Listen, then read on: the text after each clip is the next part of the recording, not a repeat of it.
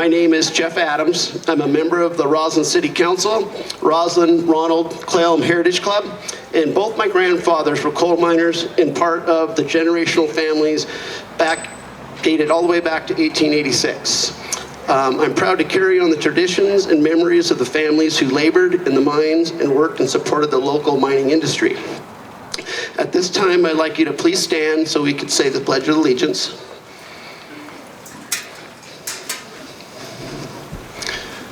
I pledge allegiance to the flag of the United States of America and to the republic for which it stands, one nation, under God, indivisible, liberty and justice for all. Please remain standing as Frank Smith will do the national anthem.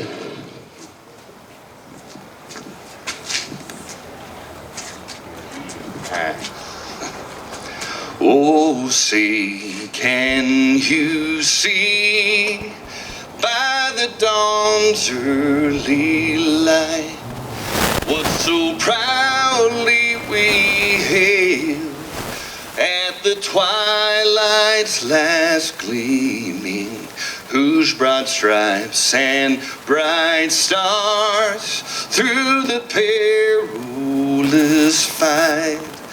Oh, the ramparts we watched were so gallantly streaming, and the rockets' red glare, the bombs bursting in air, gave proof through the night that our flag was still there.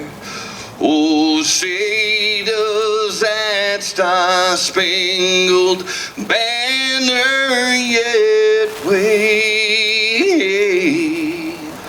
for the land of the free and the home of the brave?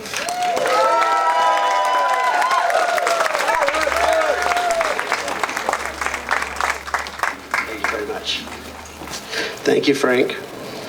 You may be seated. Thank you, VFW members and Frank Smith, for that. Thank you.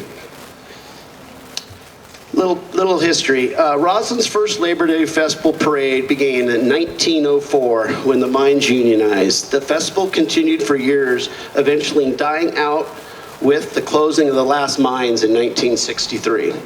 The festival started up again with the dedication of the Coal Miners Memorial in 1996, which we are standing amongst. 1999 came the Coal Miners Festival, which included the process to nominate and select members of the community that worked in the local coal mines, recognizing them with the title of King of Coal.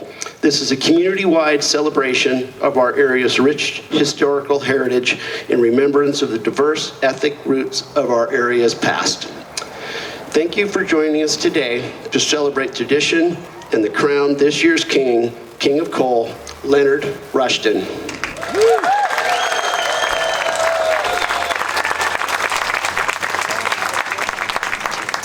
At this time, I'm going to list the coal recipients in the past. We will start in 1999, John Farrow. 2000, Frank Cernick.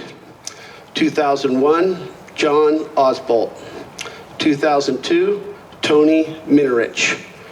2003, Bob Puich. 2004, Frank Delatunt. 2005, Joe Mealis. And I will put my grandfather's hat on to honor my grandfather. In 2006, Marion Maris. 2007, Joseph Lawachi. 2008, Ed Warkey. 2009, Samuel Craven. 2010, Elmer Dulaski. 2011, John Vlavich. 2012, the Barrich family. In 2013, the miners that died in the mines. 2014 was Gib Rushton. 2015, Marcy Pagachis. 2016, the Chibota family. In 2017, was canceled due to the Jolly Mountain fire. In 2018, Jeff O'Shaughnessy and the O'Shaughnessy family. 2019 was Darwin Canyer. In 2020 was canceled due to COVID. In 2021, John Jr. Cernick, who is with us today. Thank them all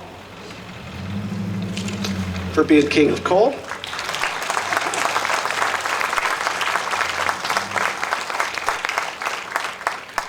At this time, I'd also like to recognize our Pioneer Queens that are present. The Queen, this year's Queen, is Julianne Berniskar. Donna Willett is a past president, was a past Queen, and she is here present. And Bev Ballard as well is here and present.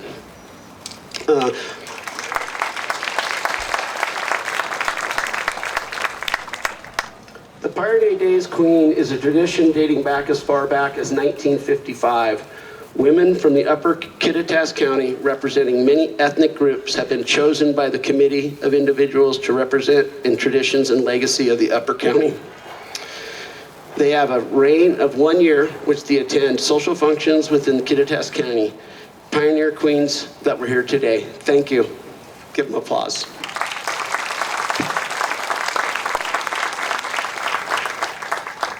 I'd also like to acknowledge the dignitaries that are with us today. Kittitas County Coroner Nick Henderson.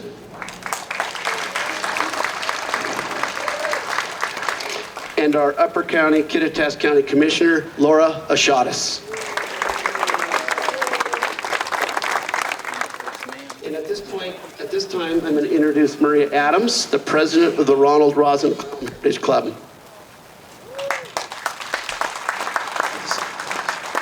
Thank you. In 1882, coal was discovered in northern Kittitas County.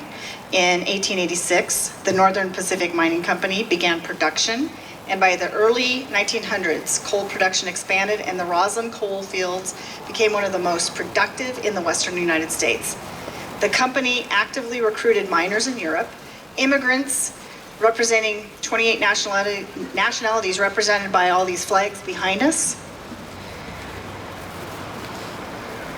These immigrants were joined by African Americans that were recruited unknowingly to work in the mines as strikebreakers in the late 1880s.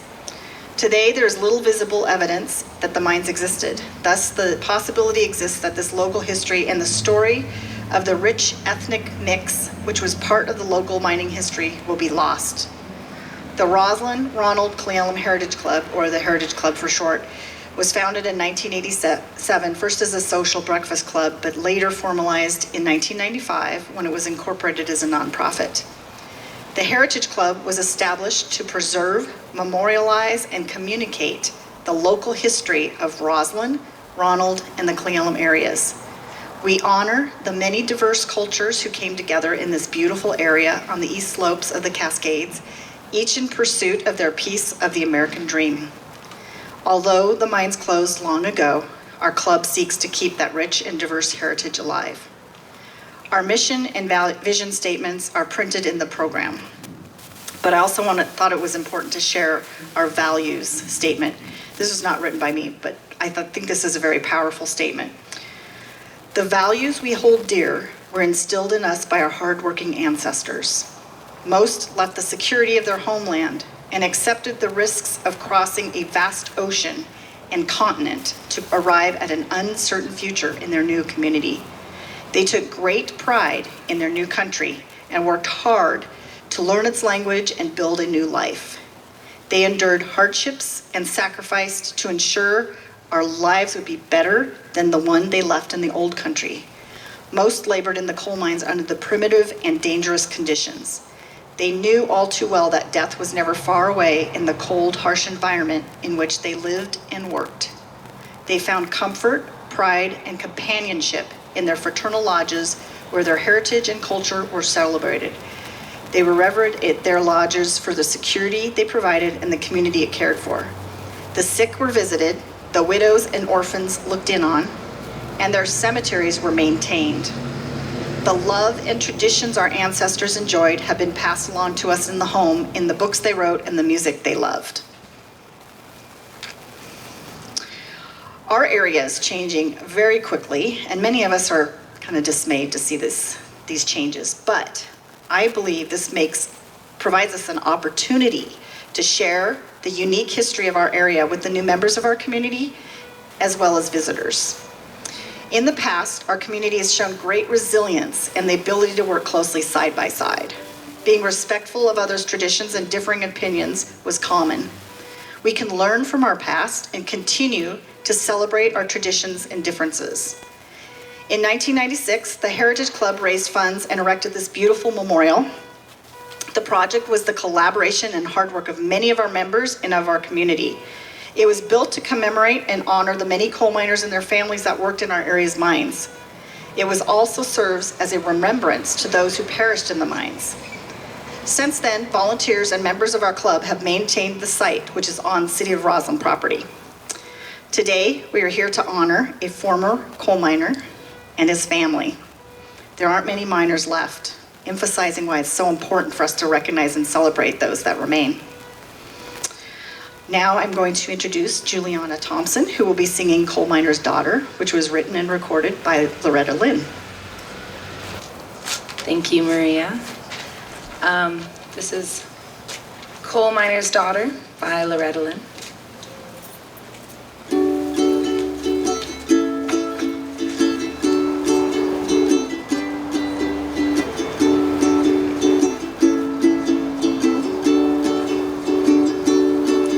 Well, I was born a coal miner's daughter in a cabin on a hill in Butcher's Holler. We were poor, but we had love. That's the one thing that Daddy made sure of. He shoveled coal to make poor man's dollar. My daddy worked all night in the Roslyn coal mine, all day long in the field of hoeing corn. Mama rocked the babies at night and read the Bible by the coal oil light, and everything would start all over come break of morning. Daddy loved and raised 8 kids on a miner's pay. Mama washed our clothes on a washboard every day.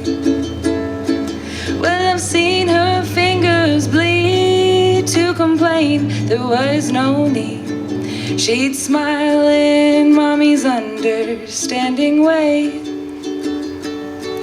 In the summertime, we didn't have shoes to wear, but in the wintertime, we'd all get a brand new pair.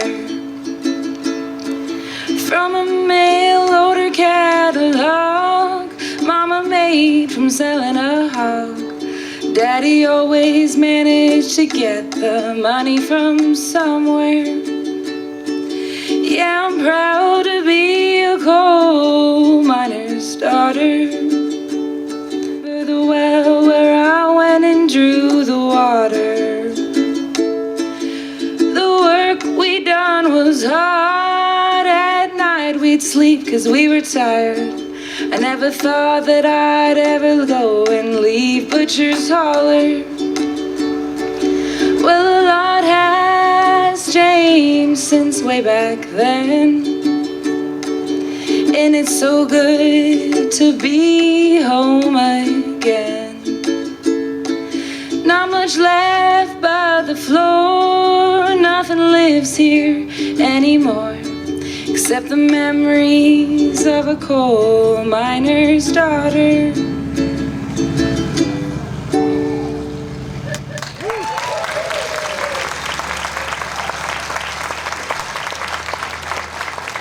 Thank you, Juliana. Thanks, Frank. At this time, I'm going to introduce Nick Henderson, the chair of the Roslyn Ronald Clallam Heritage Club, and he is going to introduce Leonard Rushton.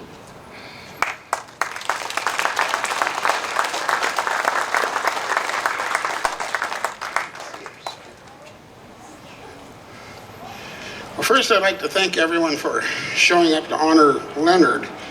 The other night, I was thinking that he comes from more royalty than the royals in London.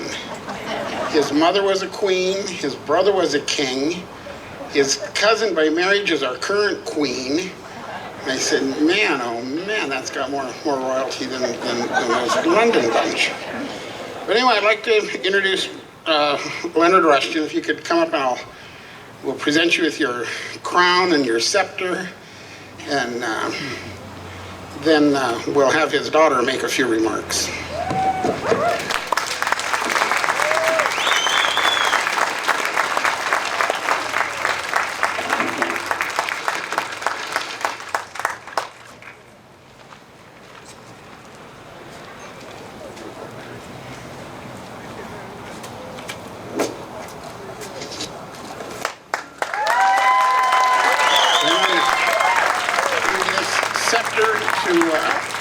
Hopefully you reign in peace, but if not, use that to get their attention.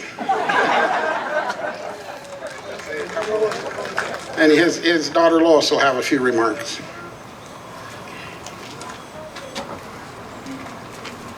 Hello. Born and raised and a lifetime resident of Roslyn, our dad Leonard hails from a coal mining family. His dad, Ed Rushton, was a rope rider in the number 8 mine above Roslyn.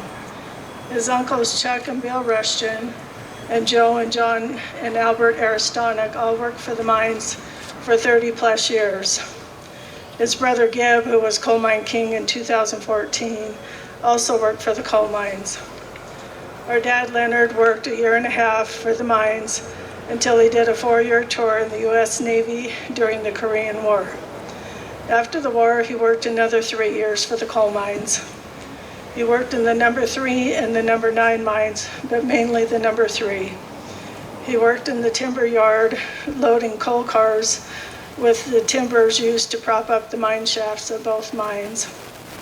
He also worked at the number 3 tipple, greasing coal car wheels and connecting the empty coal cars to be sent back into the mines. In addition, he drove truck hauling coal down from the Hill Mine, which is above the number 3 mine, down to the number 3 tipple, where it was loaded into railroad coal cars. He worked 7 hours and 15 minutes a day and earned $18 a day. When he would be talking to some of the miners on payday, they would ask each other, "What did you make?" And sometimes they would say, "I drew a snake," meaning they owed the company store more than they made that month. From the mines, he enrolled at Central Washington University in Ellensburg and graduated in 1962, just before the mines closed in 1963. In 1994, he retired after 31 years of service at the Department of Social and Health Service in Ellensburg. He also had 41 years in the Roslyn Fire Department and retired from the department in 1996. We would like to thank the Heritage Club and all that helped with this celebration and great honor.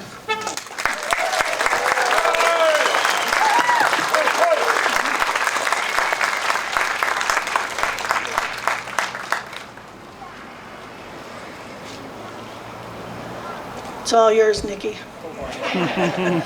Oh boy, I had my speech, I did mine. I don't know what else you guys want me to talk about now. Other than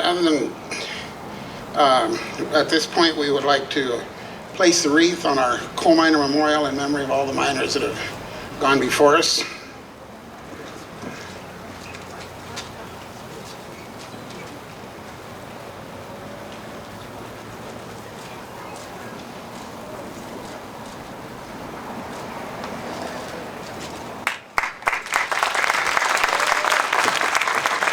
That was done by his son Lyle and his other son Larry. I reminded them, even with all the royalty, they're not princes. Not. I grew up with the boys, they're not. Ever will be. But Lois is a princess. But she was a princess long before we did this. So I will turn the mic back over. We'll introduce Jim Pierce, quartermaster of the VFW Post 1317, to play taps, and then Jeff will be our closing.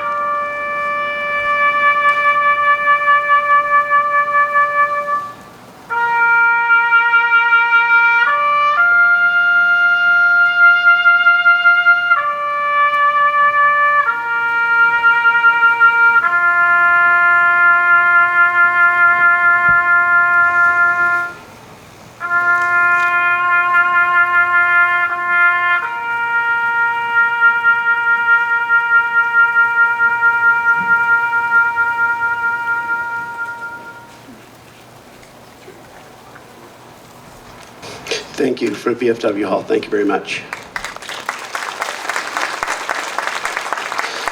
Okay, we are getting to the end of our ceremony, and I'd like to do a thank you to all the people who made this event possible today. And if you'd please stand up and identify yourselves when your name is called, that would be great. Heritage Club Board Directors, Nick Henderson, Dick Watts, Judy Plesha, Tony Fields, and Kip Woods. Officer President Maria Adams, my sister-in-law.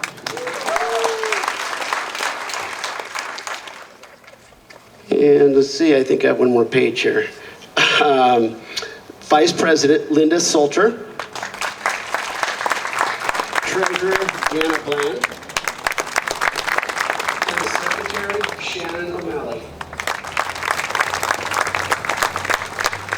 And let's give a big hand out to the Clallam Roslyn VFW 1373 for helping us out today.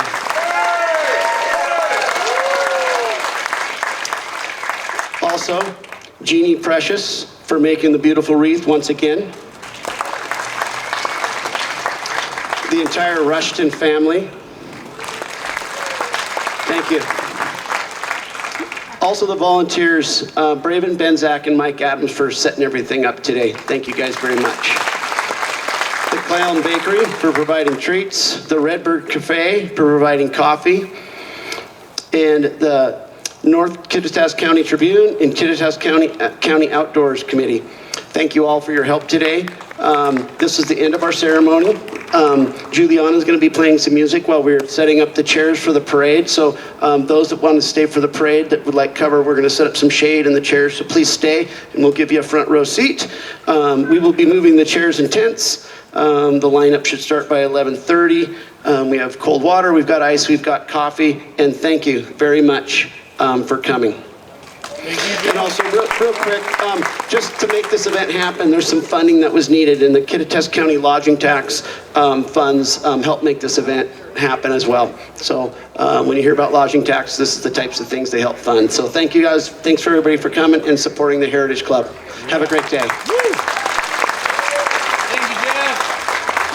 I'm craving your kiss. I'm longing to linger till dawn, dear. Just saying this. Sweet dreams till sunbeams find you. Sweet dreams that leave all words.